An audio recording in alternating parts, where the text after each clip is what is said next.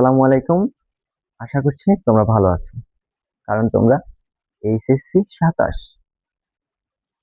ভালো থাকার একটাই কারণ, তোমরা এইচএসসি ২৬ দাওনি। কারণ তোমরা এইচএসসি দেবে ২৭ সালে। দুঃখের খবর একটাই, তোমরাও এসএসসি দেবে এহসানুল হক মিলন সাহেবের সময়। আমাদের শিক্ষামন্ত্রী নামটা অবশ্যই তোমাদের বলতে হবে না, চিনে গেছো তোমরা। তবু আমি বলছি আবার, এহসানুল হক মিলন সাহেব। যত কিছু হয়ে যাক না কেন ভাইয়া, পরীক্ষা হবেই, পরীক্ষা হবেই। আজকের তোমার এই যে কিছু সময়ের অবহেলা ভবিষ্যতে যেন তোমার ব্যর্থতার মূল কারণ না হয়ে দাঁড়ায়। ভবিষ্যতে যেন তোমাকে এটা ভাবতে না হয় যে কি করলাম, যদি আগে পড়তাম। এই আফসোসটা যাতে না করতে হয়, সেজন্যই ভাইয়া সেদিনের পড়া সেদিনই কমপ্লিট করে রাখো। যতটুকু পড়া প্রয়োজন ততটুকুই পড়ো। কেন পারবা না? অনেক স্টুডেন্ট আছে শেষে শুরু করেও বাজিমাত করে দেয়। শুধু একটু বুদ্ধি খাটিয়ে পড়তে হবে, পারবা, অসুবিধা নেই। কিন্তু যদি আজকে অবহেলা করে বল পরের মাস থেকে ভালো করে পড়বো, এই মাস তো শেষই হয়ে গেল। এই পরে পড়ার কথাটাই তোমাকে এমন বিপদে ফেলবে। তুমি পরীক্ষা হলে কি শুধু এটাই বলবে, কেন পড়লাম, কেন পড়লাম না? আজকে যদি আমি পড়তাম তাহলে কি এমনটা হইতো, এমনটা হইতো। বিশেষ করে তোমরা চেষ্টা করো পরীক্ষার আগের দিন শেষ দিয়ে দেবো, হয়ে যাবে, ওয়ান শট ক্লাস করবো। কোনো লাভ হবে না।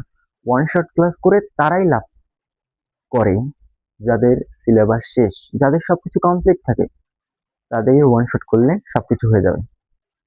এখন তোমাদের অনেকেরই অনীহা দেখি, সব সাবজেক্টেই মোটামুটি করো, তারপরে বেশি করো হায়ার ম্যাথ আর বায়োলজি নিয়ে। মেইন সাবজেক্ট নয়, অপশনাল সাবজেক্ট, অপশনাল সাবজেক্ট নয়, মেইন সাবজেক্ট ছেলেরা বেশি করে। বায়োলজি এটা যেমন তেমন সাবজেক্ট নয়, ইতিহাসের মতো প্রশ্ন আসো, যা লিখলাম তা লিখলাম, ইতিহাস লিখলাম, এই হয়েছে সেই হয়েছে ওই হয়েছে লিখলাম, মার্ক পাইলাম, এমন না।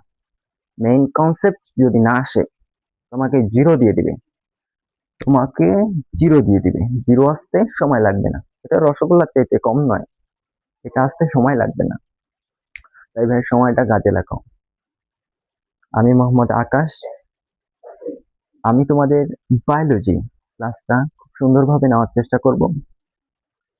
বায়োলজি এমন ভাবে তোমাদের এই সময়ের মধ্যে এইচএসসি ২৭ দেওয়ার আগেই এমন ভাবে শেষ করাবো, যাতে তোমরা পরবর্তীতে বলতে পারো যে আকাশ ভাইয়ার ক্লাস করে অনেক ভালো হয়েছে। ভাইয়া আজকে আমার ভাঙ্গা ভাঙ্গা ক্লাস দিয়ে চ্যাপ্টার গুলো শেষ দাও, সমস্যা নাই। তোমার একটা পৃষ্ঠা হয়েছে তো, আজকে একটা পৃষ্ঠা পড়েছো, কালকে একটা পৃষ্ঠা পড়বো, পরশু আর একটা পৃষ্ঠা পড়বো। এভাবেই দেখবা সিলেবাস একদিন শেষ হয়ে যাবে, তাও তোমার এইচএসসি ২৭-এর আগে। মাননীয় শিক্ষামন্ত্রী এহসানুল হক মিলনকে তখন বলতে পারবা, প্রেস মিডিয়ার সামনে বুক ভরিয়ে বলতে পারবা যে আমরা এহসানুল হক মিলনের সাহেব এর সময় খুব ভালো পরীক্ষা দিয়েছি, কারণ আমরা পড়েছি, আমরা পরিশ্রম করেছি, আমরা নকলকে তোয়াক্কা করি না, নকল আমরা করি না, আমরা ভালো করতে পারবো ইনশাল্লাহ, এটাই বলতে পারবো। করতে হবে। তোমাদের আকাশ ভাইয়া এই যে বায়োলজি ক্লাসটা নেবে, ফার্স্ট পেপার সেকেন্ড পেপার দুইটাই নেবো, ভাঙা ভাঙা ক্লাস যদি তোমরা করতে পারো, ক্লাসগুলো শুধু মনোযোগ দিয়ে শুনবা, আগে লেখার দরকার নেই, নোটস করারও দরকার নেই। নোটস আমি কমেন্ট বক্সে দিয়ে দিব, তোমরা আগে শুনবা। আমার টিচার আমাকে এভাবেই পড়াইতো যে আগে শোনো, আগে বোঝো, নিজেকে বুঝাও, তারপর বলার চেষ্টা করো যে আমি বুঝেছি, আমি বলতে পারবো, আমার মধ্যে এটা আছে, কেন পারবা না? আজকে অবহেলা করবা, কালকে বিপদে পড়বা।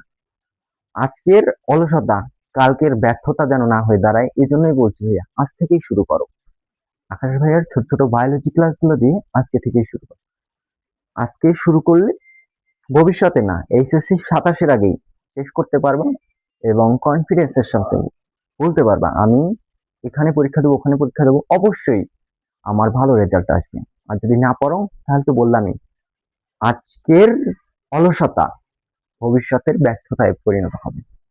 আসসালামু আলাইকুম।